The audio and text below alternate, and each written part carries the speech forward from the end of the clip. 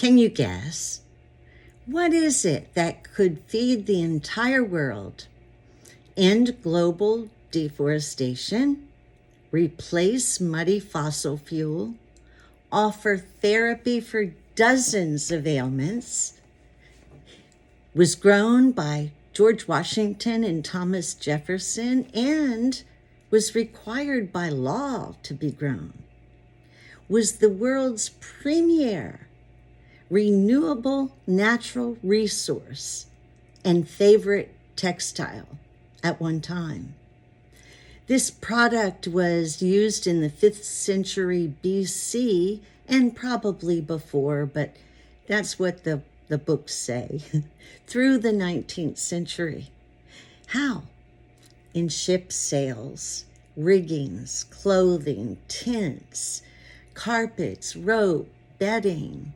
It was even used to make Old Glory, flags, and the wagons that went west were covered with canvas made of hemp, and the settlers' Bibles were on hemp paper. It was used everywhere and even prevented Washington from freezing at Valley Forge. In the 19th century, believe it or not, it was even patented for use in some of the medications and imbibed, get this, by some God-fearing Americans and didn't even know it.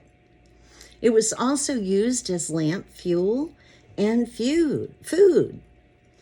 In 1930s, there was a technology that promised to make it the strongest of natural fibers and a new billion-dollar crop. Even Popular Mechanics was raving about its versatile, clean, renewable energy or ability to provide so much. So what is this? This botanical martyr is pot, hemp, weed, marijuana, right? Ganga, banga, daga, true hemp, Indian hemp, weed, pot. I have a little, there's so many names for it. I didn't even know a lot of them. Greffa, Muda, Muggles, tea, boo, goo, gauge, herb, reefer, buds, grass, marijuana. It comes from the word canvas, which we have a Dutch pronunciation, but that was a Greek word, K-A-N-N-A-B-I-S.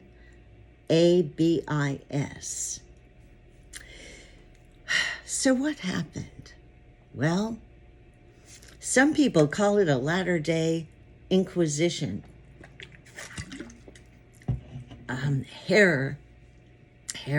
Jack Herer said that it was a pernicious reprise of the Dark Ages, a conspiracy against mankind. Hemp, he started, which was an organization to help end marijuana prohibition. The history is very interesting. As with almost everything in the whole world, the change started in a boardroom, right? And the unholy trinity of hemp haters would get together and orchestrate this prohibition of this great plant family. Right before that, in the 1800s, we got the cotton gin, but then in the 1930s, there was a new process that allowed this the plant to be processed easier, and so it was really, people were excited about it at that time. How and who had the power to cover up its history and slander what it was? The number one player in this triune of evildoers that wanted to demolish this product was William Randolph Hearst. You might recognize the name, none other than the millionaire magnate, the sprawling newspaper chain, right? Hearst. Who better to lead the historical crusade against marijuana? The second corrupt person to take a role in this heist was a hyper-moralist, a corrupt cop named Harry Anslinger. In the book Grassroots, they describe him as a bull-neck, bald-headed, slab-shouldered cop with a demagogue flair for slogan-like phrases. And he carried the spear in the war on pot with his crude propaganda and pot headlines. He started just putting out everywhere that marijuana was the assassin of youth and that it would make fiends out of boys in 30 days. His speeches included words like bloodlust axe murderers and rampaging gunmen and suicidal motorists. These people that use marijuana are depraved creatures motivated by reefer madness. And he even warned in one speech that if Frankenstein were to come face to face with this demon marijuana, Frankenstein would drop dead of fright. That's right. Like most morality cops, he was a true hypocrite. He later admitted funding drugs and supplying morphine to the addicted Senator McCarthy, and later found out that in World War II, he helped the OSS, the predecessor of the CIA, to try using hashish as a truth serum on spies. I don't think it worked, but anyway. The third player, and maybe the most lucrative player in this deal, was DuPont Corporation. They had a great reason to get rid of this weed.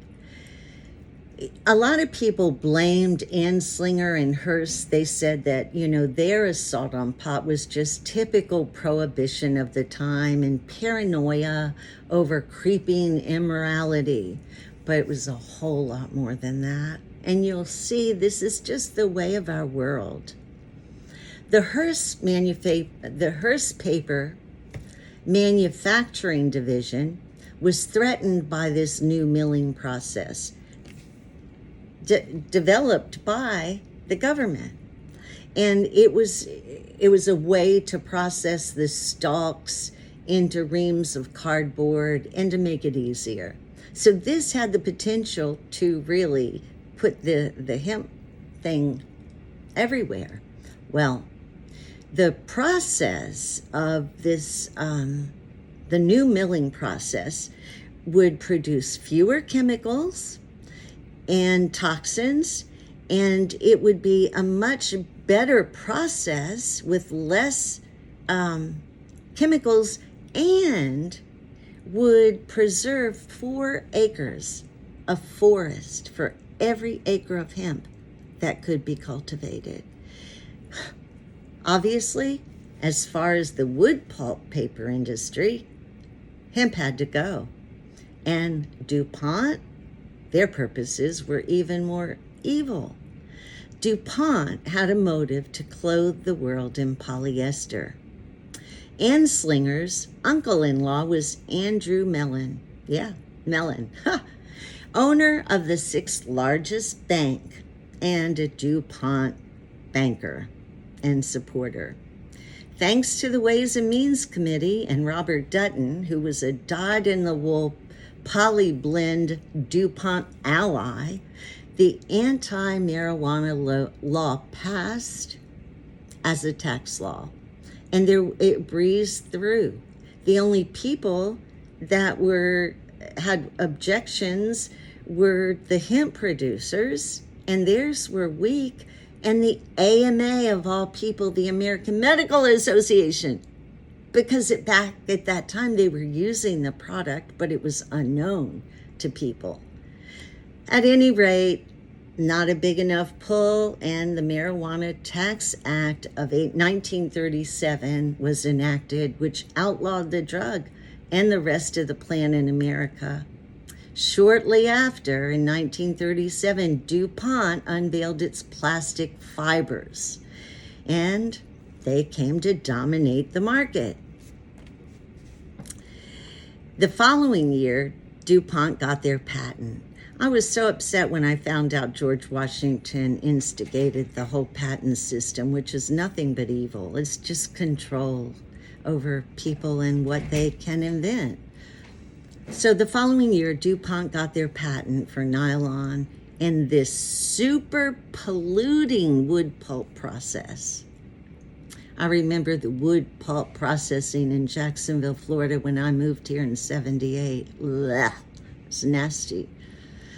And then, as if to rub rayon in the face of hemp users, in 1939, DuPont said in Popular Mechanics that DuPont was conserving natural resources by developing synthetic products to supplement or wholly replace natural products.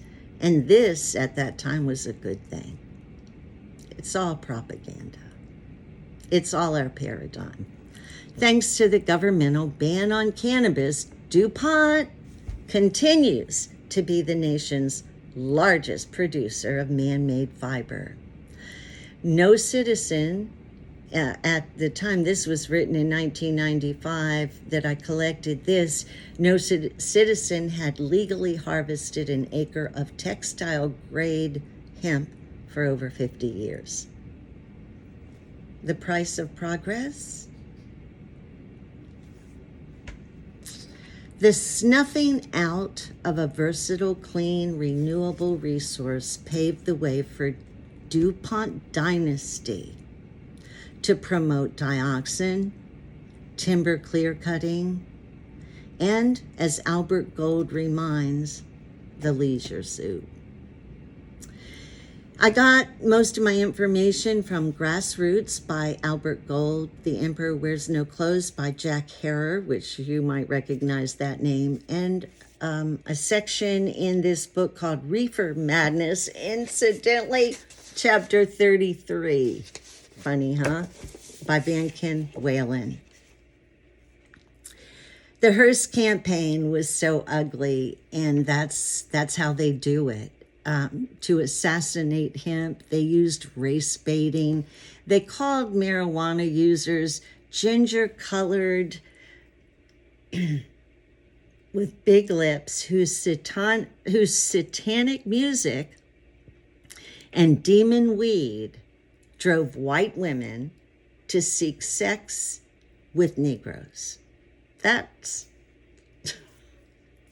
When you own the newspaper, you can say anything.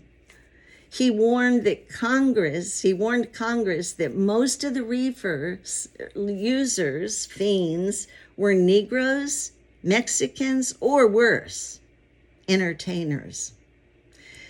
All the hemp articles that went out depicted languid, pot-smoking Mexicans who could turn homicidal lunatics at the snap of a fried synapse. And he hammered it in.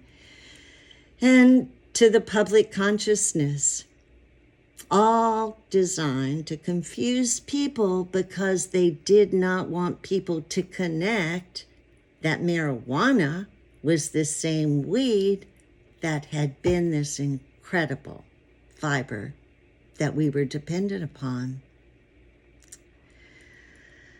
Anslinger's Treasury Department yielded sneaky legislation that slapped an exorbitant $100 tax on an unregistered dealer that sold hemp. We've come a long way since then, but the tactics are worse than ever. And that is exactly how things happen in the West.